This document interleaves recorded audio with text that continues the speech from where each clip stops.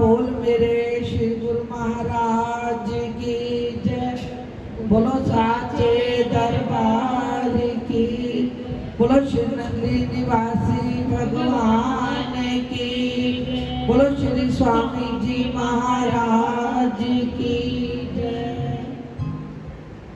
हाथ जोड़ वंदन करो, तरो चरण पर शीस, ज्ञान भक्ति मोहि दीजिए, परम पुरुष जगदीश। दया दृष्टि मुझ पर करो, ऐ करुणा के धाम, निश दिन मैं सिमरन करो, राम राम श्री राम। निश दिन मैं सिमरन करो, राम राम श्री राम। ना कुछ किया ना कर सको, ना कुछ करने योग, जो कुछ किया सो आपने, आप ही करने योग। जो कुछ किया सो आपने, आप ही करने योग। तो मेरे हृदय सम्राट प्राणाधार श्री सतगुरुदेव श्री स्वामी जी महाराज जी के चरणों में मेरा दंडवत प्रणाम। मंच पर विराजमान श्री महाराज जी और श्री स्वामी जी महाराज जी के प्यारे प्यारे संतों के चरणों में मेरा कोटि कोटि नमन। और दूर दूर से आई हुई श्री सतगुरुदेव जी की प्यारी आत्माओं, जब से ये सभा शुरू हुई है, हम सभी श्री स्वामी जी महाराज जी की याद को तरोताजा कर रहे हैं। तो देखिए, हम तो श्री स्वामी जी महाराज जी की महिमा का गुणगान जो है सुनने के लिए आए हैं, क्योंकि हम तो बहुत छोटे थे, श्री स्वामी जी महाराज जी की लीला को नहीं देख पाए। तो श्री स्वामी जी महाराज जी की लीला को हम सुनने के लिए और उनका आशीर्वाद लेने के लिए आए हैं। तो अभी थोड़ी देर पहले हमारे चंद्र भैया सर्व संगत को कह रहे थे कि संगत जो बाहर घूम रही है वो अंदर आए। तो हम भी अभी बाहर गए हैं, देखिए संगत बाहर घूम रही है।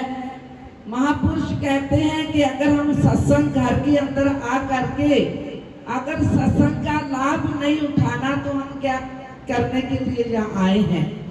श्री स्वामी जी महाराज जी का आशीर्वाद लेने के लिए संगत यहाँ पहुँचती है। तो हमारा सबका फर्ज बनता है कि जितनी भी संगत बाहर है सभी पंडाल के अंदर बैठे और श्री महाराज जी की महिमा का गुणगान जो है सुनना भी है और उनका आशीर्वाद भी लेना है। मुझे एक छोटी सी बात याद आ गई कि एक बार श्री गुरु नानक देव जी महाराज जी और बाला मर्दाना उनके साथ होते थे। तो जहाँ वो भ्रमण में जब गए और उनके साथ बाला और मर्दाना भी थे, तो जहाँ कहीं श्री गुरु नानक देव जी महाराज जी जाते, सर्व संगत को यही संबोधित करते कि सिमरन किया करो, सिमरन किया करो, सिमरन किया करो। हर रोज बाला मर्दाना यही सत्संग के अंदर सुनते। एक दिन मर्दाना श्री गुरु नानक देव जी महाराज जी के पास बैठा हुआ कहने लगा, महाराज जी आप जहाँ पर जिस गांव के अंदर जाते हो सबको यही संबोधित करते हो कि सिमरन करो, सिमरन करो, सिमरन करो, लेकिन ये दुनिया सिमरन करती क्यों नहीं है। उस वक्त श्री गुरु नानक देव जी महाराज जी थोड़ी देर के लिए मौन रहे और उसके बाद अपने झोले में से उन्होंने एक लाल निकाला और मर्दाने को दे दिया। कहने लगे जाओ इसको बेच करके आओ और अपने खाने पीने का प्रबंध करो। तो मर्दाना उस लाल को लेकर के चल पड़ा। पहले कहाँ जाता है, किसी फलों वाली दुकान के ऊपर जाता है और उसको लाल दिखाता है। फलों वाली दुकान का जो मालिक है उसको उस लाल की परख नहीं है।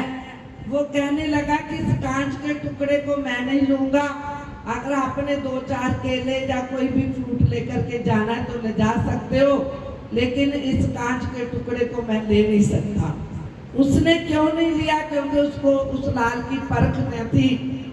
आगे निकला मर्दाना, किराने की दुकान आती है, उसको दिखाता है कि भैया जी हमारे गुरुदेव ने हमें दिया, इसको बेच करके हमने खाना पीने के लिए कुछ प्रबंध करना है, अगर ले सकते हो तो मुझे कुछ पैसे दे दो। उस वक्त वो किराने का जो दुकान का मालिक था वो भी ऐसे ही कहने लगा नहीं, इस लाल को हम नहीं ले सकते, क्योंकि इस कांच के टुकड़े को हमने क्या करना है, अगर किराने का कोई सामान आपको चाहिए तो ले जा सकते हो। वो उस दुकान से भी वापस चला गया। चलते चलते रास्ते में उनको एक संत मिलते हैं, तो संतों को वो लाल दिखाने लगा। तो संतों ने उनको बोला कि मर्दाना ये लाल तू जौहरी के पास लेकर के जहाँ, क्योंकि जौहरी को इसकी परख होती है कि ये लाल कितने का और किसी को परख नहीं होगी। तो चलता चलता मर्दाना एक जौहरी की दुकान पर चला गया। जौहरी के पास जब जाता है, जौहरी के हाथ पर जब लाल आया, वो हैरान हो गया कि इतना बेशकीमती लाल मर्दाने के पास कहां से आ गया, जो तो संतों के पास रहता है, इतना बेशकीमती जो लाल है इसके पास कैसे आ गया। उस वक्त उस जौहरी ने कुछ नहीं बोला और 100 रुपया उस समय की बात है उसके हाथ में रख दिया। कहने लगा मर्दाना इस 100 रुपये को ले जा करके आप अपने खाने पीने का प्रबंध करो। ये लाल जो है इतना बेशकीमती है कि मैं इसकी कीमत डाल नहीं सकता। और उस लाल को उसने अपने पास रखा और उसको मथा टेकने लगा। कहने लगा ये 100 रुपया मैंने आपको ऐसे नहीं दिया, तो मैंने इसलिए दिया है कि ये लाल तो कहां से लाया है। देखिए 100 रुपया ला करके जब श्री गुरु नानक देव जी महाराज जी को दिया, तो श्री गुरु महाराज जी पूछने लगे कि ये 100 रुपया आप कहां से लाए हो। उस वक्त मर्दाने ने सारी बात बताई।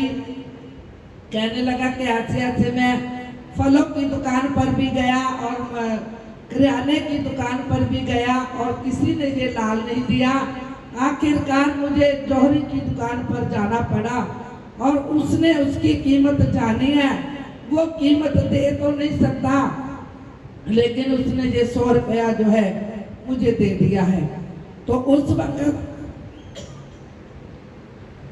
श्री गुरु नानक देव जी महाराज जी कहने लगे कि मर्दाना ये आपकी बात का सवाल का जवाब है। जो आपने कहा था कि आप हर रोज लोगों को कहते हो भजन करो, सिमरन करो, भजन करो, सिमरन करो, लोग करते क्यों नहीं है। उन्होंने बोला कि देख, अगर जो फ्रूट बेच रहा था उसको इसकी कीमत का पता होता तो वो आपको देना देता, अगर किराने वाले को इसकी कीमत का पता होता तो वो देना देता। पता था तो जौहरी को था जिसने आपको लौटा दिया और साथ में 100 रुपया भी दिया। प्रेमियों, इसी प्रकार ये जीवन के अंदर हमें जो श्वास मिले हैं, जीवन मिला है, जो जीव इस श्वासों की कीमत को जानता है वो इस सत्संग के अंदर बैठता है। जो समय की कदर को जानता है वो इस सत्संग के अंदर बैठता है। नहीं तो लोग बाहर घूम रहे हैं, बातें कर रहे हैं, चाय पानी पी रहे हैं। देखिए ये कितनी सुहावनी घड़ी हमें मिली है कि हम अपने श्री स्वामी जी महाराज जी का आशीर्वाद प्राप्त कर सकते हैं। महापुरुष लिखते हैं कि घड़ी घड़ी विच लखां दा फर्क हुंदा, ऐ पर जग ते बेशुमार घड़ियां, एक घड़ी जो टाइम दा पता देंदी ते एक हुंदियां पास घुमिहार घड़ियां, एक घड़ी भी छोड़दी सजना नू ते एक विछड़े सजन मिलान घड़ियां, एक घड़ी सुलखनी घड़ी ओ है जेड़ी प्रभु दे नाल मिला सकदी, होर घड़ियां खरीदियां जा सकन पर सतसंग की घड़ी खरीदी नहीं जा सकती। ये जो सत्संग की घड़ी हमें प्राप्त हुई है, इस घड़ी के अंदर कोई भाग्यशाली जीव है जो इस सत्संग के अंदर बैठ करके महापुरुषों की चरण शरण के अंदर बैठ करके उनको याद कर रहे हैं और श्री स्वामी जी महाराज जी का आशीर्वाद प्राप्त कर रहे हैं। तो ज्यादा ना कहते हुए हम श्री स्वामी जी महाराज जी के चरणों में ये प्रार्थना करेंगे कि हम तो हमेशा उनका आशीर्वाद लेने के लिए आते हैं, उनका आशीर्वाद हम सब पर बना रहे, हम उनके दर्शन करते रहें, महापुरुषों के दर्शन करते रहें और अपनी झोलियां जो है उनकी रहमतों से भरते रहें। बोलो श्री गुरु महाराज की, बोलो साचे